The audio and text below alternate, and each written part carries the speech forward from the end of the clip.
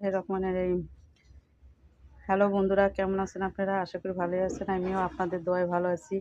আজকে আমি সিম কিভাবে কাটে রান্না করে সেটা আমি দেখাবো।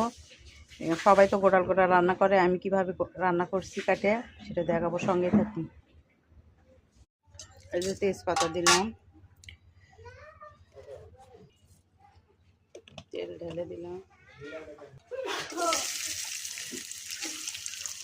লবণ দিয়ে দিলাম, একটু হলুদ দিয়ে দিলাম।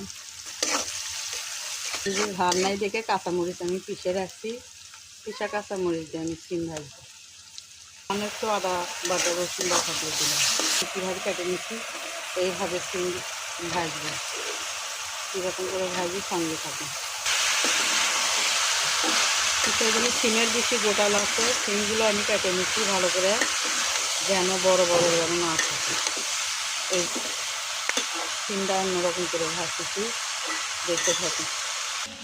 এই তো আমার সিম ভাজা এখনও হয়নি, আরও ভাজবো, আরও ভাজে তারপরে দেখাবো আপনাদের, সঙ্গে থাকুন।